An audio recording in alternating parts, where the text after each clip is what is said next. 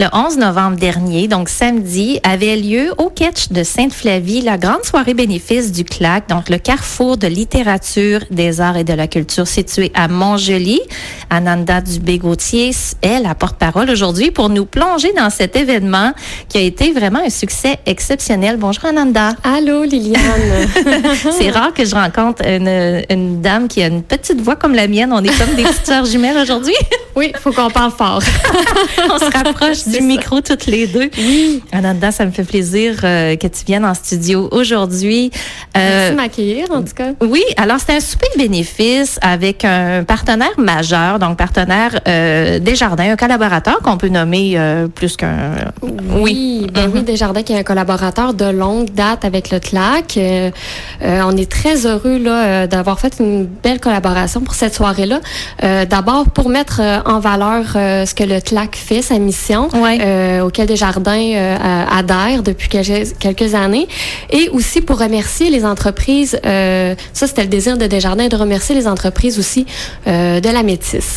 Donc, au cours de la soirée, il y a eu des remerciements là, pour Desjardins. C'est un souper bénéfice à grand déploiement. On ne s'en va pas juste là manger. Là. Non. Il se passe beaucoup de choses pour y avoir participé déjà une fois. C'est un souper où est-ce qu'il y a énormément d'animation. Tu pourras nous décrire tout à l'heure comment ça s'est passé. Mais principalement, qui était sur place? Premièrement, au Catch, c'est une ambiance incroyable. Ah là. Oui, vraiment. C'est l'endroit idéal. Là. C'est un très bel endroit et l'équipe du Catch est vraiment incroyable. Il nous a servi et accueillis avec un charme. Oui. Et puis, les gens, qui y avait là? Des gens d'affaires, des gens du milieu culturel, de la Métis simplement?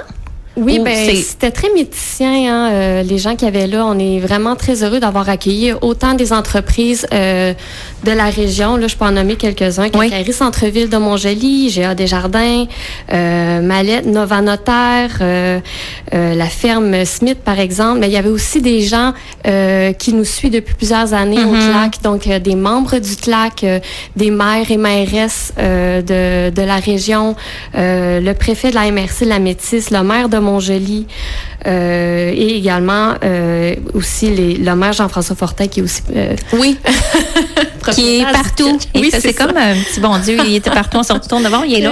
On le remercie justement là, de cet appui fort apprécié. Tellement impliqué, c'est assez incroyable. Alors, c'était une belle soirée. Vous avez cumulé de l'argent pour continuer votre œuvre. Là. Vous avez accumulé un bon montant?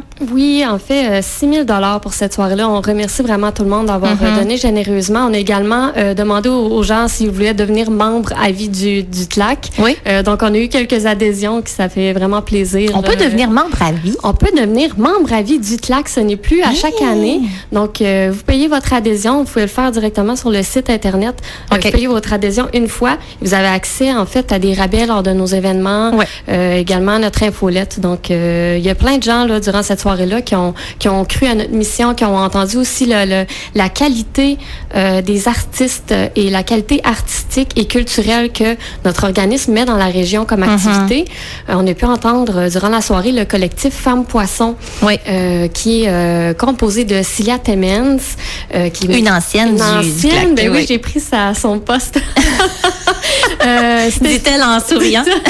Mais c'est un très beau poste. On est bien au CLAC. Puis c'est vraiment une artiste super. Cilia, il y avait aussi Stéphanie Pelletier, qui est bien connue dans la région également. Oui, qu'on a reçu ici aussi. Il y avait Annabelle Thériault qui est aussi membre du collectif Femmes Poissons, mais qui ne pouvait pas être là pour le moment. Et la 4e femme du collectif Femmes Poissons, Philippe Garon, qui était là. Et il nous parlait en fait du Saint-Laurent nourricier. C'était très intéressant parce qu'il y a une partie de ce qu'on pêche dans le fleuve Saint-Laurent qui est exportée en fait grande partie. Près de 90% en fait. Et ce qui nous reste est difficilement abordable aussi. Hein. C'est un peu... Exactement, mais aussi c'est qu'on ne sait pas le cuisiner. Donc, il y a plein de beaux produits, mais c'est un peu inconnu pour nous. On ne sait pas trop comment l'apprêter. Et même, il y a certains produits qu'on ne retrouve pas chez notre poissonnier parce qu'ils savent qu'ils ne vont pas vendre ce produit. Alors, il faut le demander. Oui. J'imagine que oui. c'est un gros mystère. Mais c'est le cheval de bataille de Colombe Saint-Pierre là, qui nous dit demandez-le à votre poissonnier pour. Exactement. C'est un gros sujet. Je pense que c'est un sujet qui était très à propos parce qu'on a mis le Saint-Laurent nourricier, c'était tous des produits de la mer qu'on avait durant le souper, donc c'est ça qui était intéressant. Avez-vous goûté des choses particulières qu'on n'a pas l'habitude de manger? Des oursins. Non, pas cette fois-ci. On est resté dans la morue, il y avait des crevettes, il y avait des pétanques, parce qu'on voulait que ça soit justement accessible. Oui. Mais c'est une très bonne idée. On pourrait donner l'idée au collectif Femmes Poissons parce que leur rêve, c'est de refaire ça dans un spectacle gastronomique, en fait. Là. Donc, on pourrait proposer d'avoir des produits de la mer peut-être plus diversifiés, mais ça sera à voir avec eux. Donc, ce soir-là, il y avait de l'animation. Est-ce qu'on a vu des performances d'artistes? Oui, c'est ça, le collectif Femmes Poissons fait des performances et même des chansons qui a été très appréciées aussi là, du public parce que il y a des gens qui sont pas proches de la culture, tu sais, sont occupés à runner leur business, là, si je peux dire. Exactement, donc, oui. C'est ça. Donc, c'était vraiment là pour mettre deux milieux ensemble et voir aussi les similitudes parce qu'on sait qu'un artiste c'est aussi un entrepreneur. Un artiste il faut qu'il soit créatif, l'entrepreneur également, il faut qu'il soit innovant, faut qu'il sache aller chercher des ressources aux deux endroits. Donc on a vraiment fait la parité entre ces deux mondes là. Et ce qui est beau, c'est de se retrouver autour d'un bon repas, donc se retrouver, avoir la chance de discuter de quelles sont nos réalités d'entrepreneurs, quelles sont nos réalités d'artistes à l'intérieur de notre métis, là, c'est important. C'était un très beau moment de réunion, je dirais. Là, il y a également Desjardins qui a eu la chance d'offrir la parole, en fait, à des entreprises, des organismes d'ici qui avaient la chance de dire en quoi là, Desjardins avait changé la donne pour eux là, dans leur projet. Donc, c'était très touchant d'entendre ça. Il y avait là aussi le TLAC qui s'est exprimé parce qu'on est un organisme en 2014. Desjardins avait donné un bon montant là, pour la restauration du Château Landry, dans lequel... On se rappelle, dans la transformation. C'est ça, c'est la maison de la culture maintenant, mais dans lequel sont nos locaux. Donc, oui. Il reste quand même une partie de la population qui ne connaissent pas le CLAC. Oui. Rapidement, fais-nous le tour de la mission du CLAC. Bien, le CLAC, ça a une mission d'éducation et de diffusion de la littérature, de la culture, mais des arts aussi, parce que on relie souvent, si on fait une performance littéraire, on peut mettre de la musique, par exemple. Donc, c'est vraiment d'éduquer les gens aussi sur le milieu littéraire et de diffuser des spectacles de nature littéraire également. Oui. On a aussi une mission auprès des jeunes, donc faire connaître la culture, éduquer, que ce soit le conte, surtout la littérature. On fait un grand festival qui s'appelle le Festival à Crue des mots. J'imagine qu'on pourra se revoir en avril prochain pour ce festival.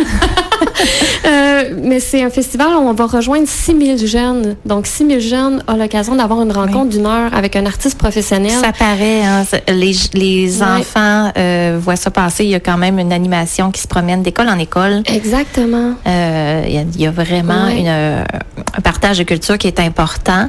Et puis, je souligne que vos performances que vous offrez, les spectacles que vous offrez, moi, j'ai déjà assisté au Quatuor Saint-Germain dans vos locaux il y a quelques années, certains spectacles de poésie, le compositeur, M. Arsenault, qui était sur place, je pense que c'était l'année passée. J'ai assisté à une... 2 ou 3 ans, je crois. Ouais, avant la pandémie. Oui, à une formation sur le Kassala, la poésie africaine. C'est vraiment diversifié et c'est à peu de frais souvent.